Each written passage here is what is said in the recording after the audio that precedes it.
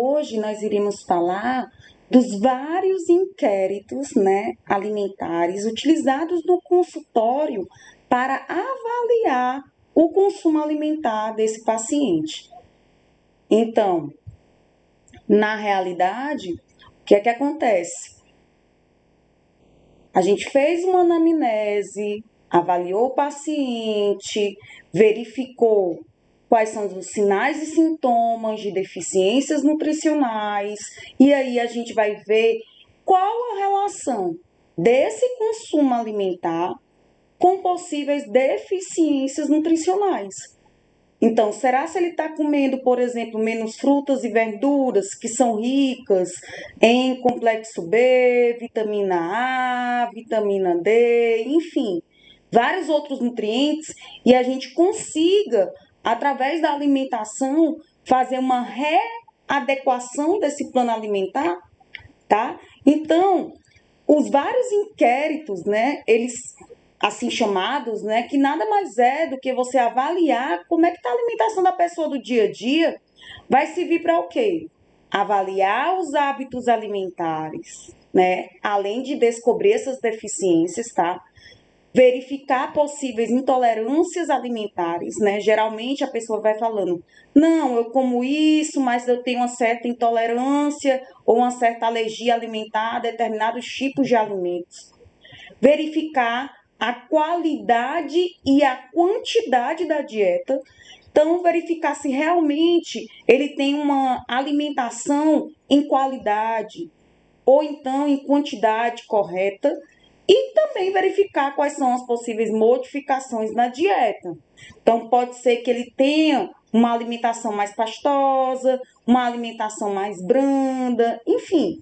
Isso é importante que a gente também verifique, Ou então ele come de uma forma mais geral, Come de tudo, enfim. E aí, esses inquéritos alimentares, eles vão servir de base, como eu estava falando anteriormente, para um planejamento e uma orientação dietética. Porque o que é que acontece? Se você fizer um plano alimentar sem fazer a avaliação do que a pessoa consome, você vai poder se distanciar muito da realidade da pessoa. E não é esse o objetivo, tá? Então, a gente vai fazer uma avaliação também do que ele come para se chegar o mais próximo da realidade dele, para que assim ele consiga seguir o plano alimentar. E aí nós temos que a intervenção nutricional vai ser fundamental para isso.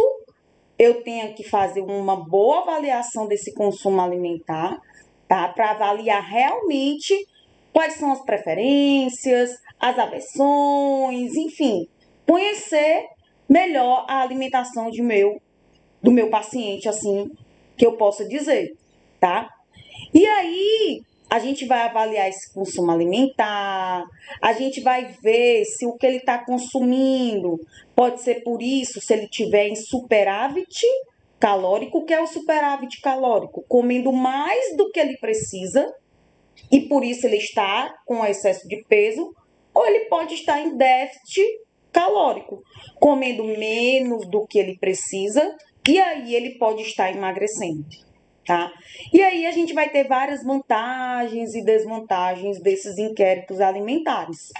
Então, os inquéritos alimentares, que é essa avaliação da alimentação do paciente, ele pode ser usado em crianças, adolescentes, adultos, idosos, gestantes. Por isso que a gente tem variados inquéritos alimentares, tá? Existem diferentes formas e métodos para a gente fazer essa avaliação.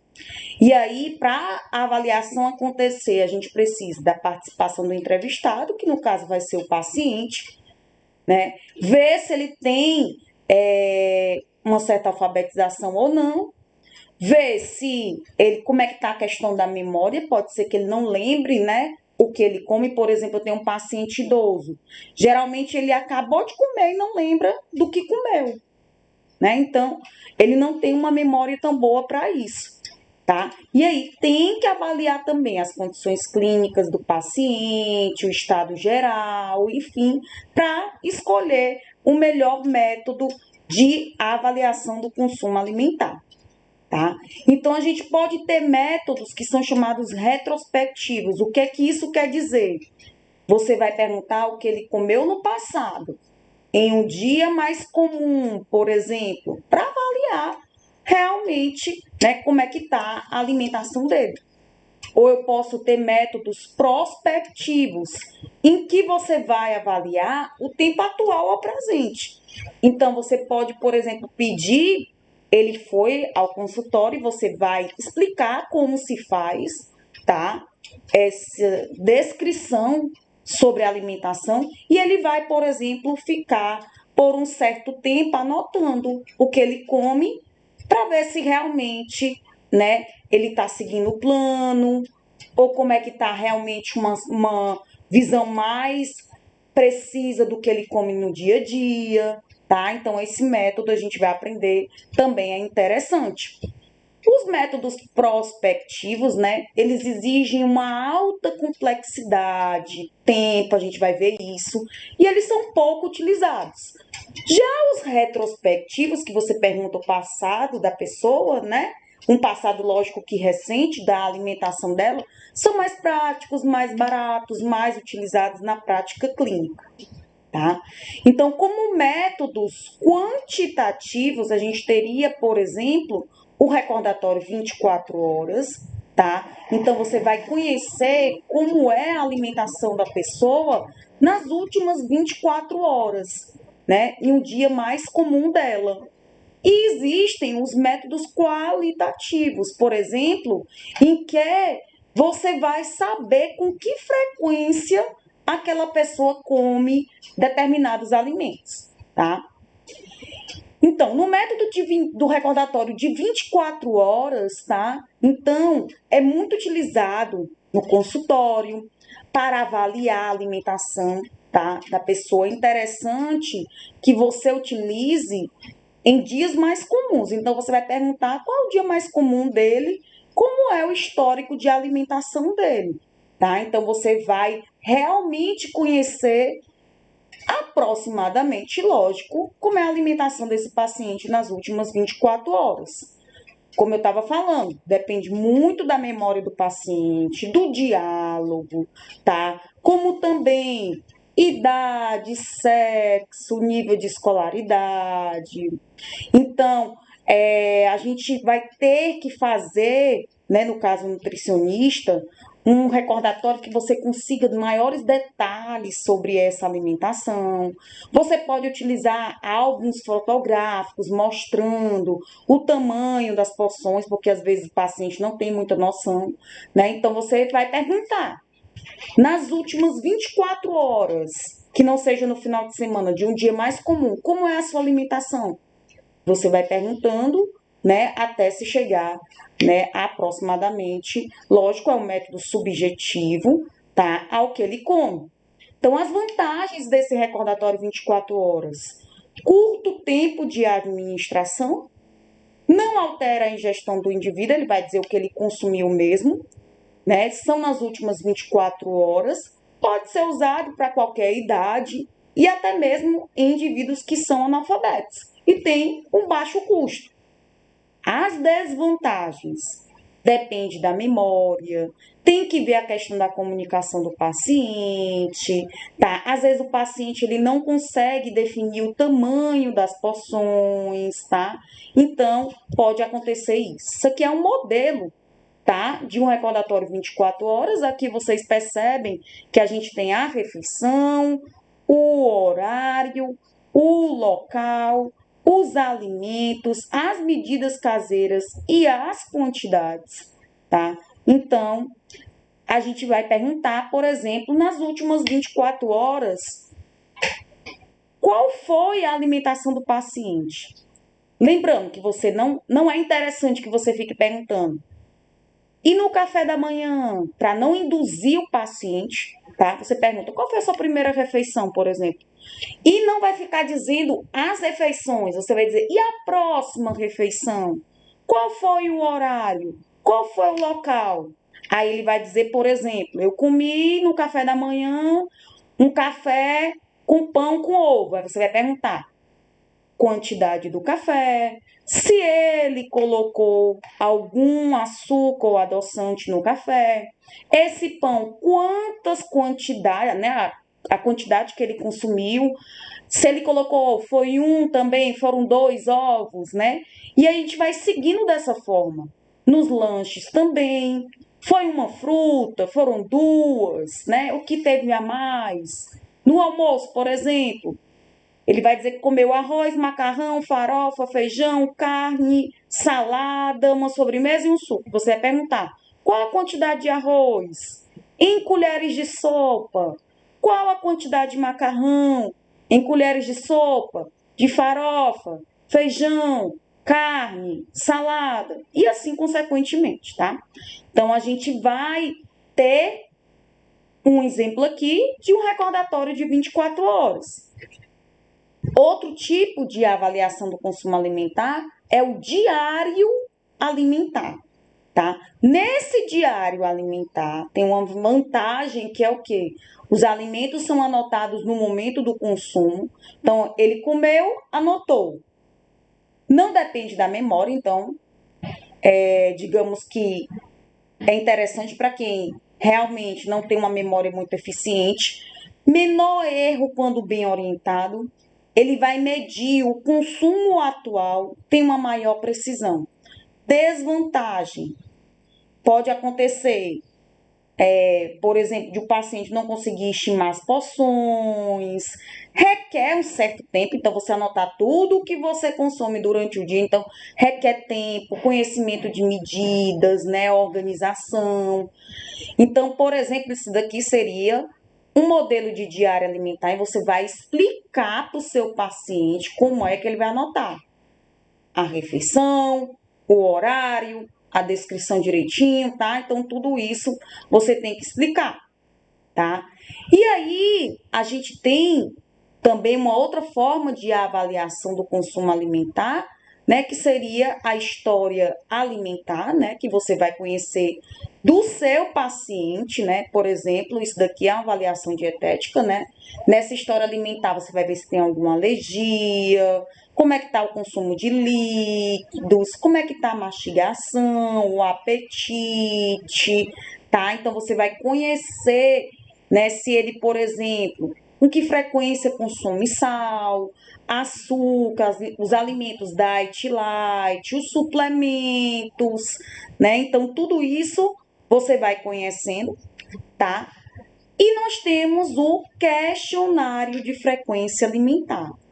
Nesse questionário de frequência alimentar, ele é um método mais qualitativo que você vai conhecer, por exemplo, com que frequência o indivíduo consome determinados alimentos, tá? É uma frequência, digamos, que ela vai ser diária, semanal, mensal, né? Então, é um método mais, digamos que qualitativo. Por exemplo, teria esse exemplo aqui, ó. Consome o arroz, né? A gente vai colocando os tipos de alimentos. Nunca. Menos de uma vez por mês. De 1 a 3 vezes por mês, uma vez por semana, tá? E aí a gente vai avaliando esse consumo alimentar. Ele vai apresentar como vantagens, né? Muito utilizado em pesquisa, quando você quer algo mais rápido, digamos que mais amplo, né? E ele tem como desvantagens, né? Depende da memória, né? Lógico, né? Ele é muito limitado, por exemplo, para analfabeto, para idoso, tá? Então acaba que a gente utiliza mais em pesquisa mesmo, tá? E aí nós temos aqui algumas considerações dos inquéritos alimentares, por exemplo, para gestante, né? Então a gente tem que dar uma analisada, né, a ingestão dela naquele período da gestação. Está atento, porque às vezes ela pode, por exemplo, ter alguns tabus, algumas crenças que acaba consumindo certo tipo de alimento ou não. Para lactantes, né, vai depender muito da intensidade da amamentação, a sua alimentação. Como também lactantes que fazem uso de fórmulas infantis, desculpa, vai depender muito desse consumo. Os pré-escolares, a ingestão, né? ela varia muito, né? Os escolares também, né? Acaba que você vai ter que fazer essa avaliação com o cuidador, né? No caso, a mãe ou o pai, né? Para ter uma resposta mais eficiente. Os adolescentes, né? Eles mudam muito o padrão alimentar de acordo com modinhas, né? Um momento de transição da maturação sexual. Os idosos, eles têm dificuldades de recordar, né, essa questão da memória, tá? Então a gente não tem como ter a precisão. Indivíduos enfermos, né? Pode acontecer, por exemplo, uma diarreia, vômitos, né? Vai fazer alguma cirurgia, então acaba que há uma variação desse consumo alimentar. Os analfabetos, às vezes é interessante a gente fazer com a pessoa mais alfabetizada. Os obesos ou os magros, eles podem omitir ou supervalorizar determinados alimentos, né? E os atletas vão variar muito o consumo de acordo com a fase de treinamento, né? Muitas vezes eles ingerem muitos suplementos isotônicos, né? De acordo com a competição ou não, com o momento em que ele está. Então, a adequação ela deve ser feita de acordo com o paciente e o que o nutricionista achar importante para ele ter, né, como é que eu posso dizer, um olhar sobre as preferências, sobre as intolerâncias, as, digamos que, alergias alimentares e fazer uma adequação do plano alimentar para se parecer muito com a rotina do paciente. Então a gente tem que ter cuidado também, né, com a rotina no plano alimentar, quando ele vai, né, falando, ele vai dizendo, eu estou no trabalho, né, ou então, não, eu estou dirigindo, ou eu estou em casa. Então, a depender de onde ele esteja, eu vou poder fazer uma refeição mais elaborada ou não. Por exemplo, se ele diz que à tarde eu estou no trabalho, então com certeza não vai dar para colocar uma vitamina, tá? Então tem que ser algo mais prático, mas se ele disser que está em casa, de repente pode acontecer a vitamina, tá? Então, digamos que no almoço ele diz que não está em casa, então às vezes não vai ter como acontecer uma salada, ou então você vai ter que planejar que ele leve aquela salada. Então, serve também de uma forma de você conhecer como é que vai ser a alimentação desse paciente.